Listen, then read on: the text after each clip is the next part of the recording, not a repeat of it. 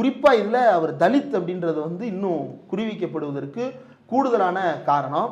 அதில் உடை, அவருடைய நடைமுறை, அவருடைய பழக்க வழக்கம் இதெல்லாம் ரெண்டாம் பட்சம். முதல்ல அவர் பேசுகிற கருத்து இவங்களுக்கு பிரச்சனையாக இருக்குது. அந்த கருத்தை வந்து எப்படியாவது மழுங்கடிக்கணும். அதற்கு இவர்கள் வந்து எந்த எல்லைக்கும் போவதற்கு தயாராகி விட்டார்கள். அவருடைய உயிர் பாதுகாக்கப்பட வேண்டும். காரணம், கௌரி லங்கேஷ் நமக்கு எல்லாம் நல்லா தெரிஞ்ச எழுத்தாளர்.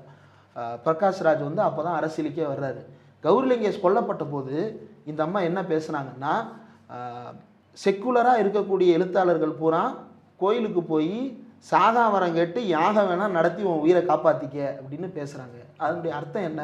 உங்கள் உயிர் நல்லா இருக்கணுன்றதுக்காக நான் அப்படி சொன்னேன் அப்படின்னு சொல்லிட்டு அந்த அம்மா வந்து ஒரு குயிக்தியாக பதில் சொல்கிறாங்க. ஆனால் அதனுடைய நோக்கம் மிருத்யுஞ்சய யோகம் பண்ணிக்கோங்க எல்லாரும் அப்படின்னு அந்த அம்மா சொல்கிறாங்க. அப்போது உன் உயிரை உன்னால் காப்பாற்றிக்க முடியாது, உன் உயிரை சுற்றி இருக்கிற யாராலையும் காப்பாற்ற முடியாது, நாங்கள் குறி வச்சோம்னா யார விழும் அப்படின்னு அந்த அம்மா ஓப்பனாக டிக்ளேர் கொடுத்துருக்குறாங்க.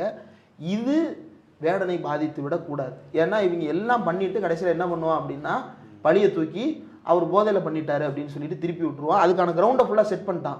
இனி வீட்லயே பானிபூரி செய்யலாம் எல்லாரும். ஆச்சி பானிபூரி கிட்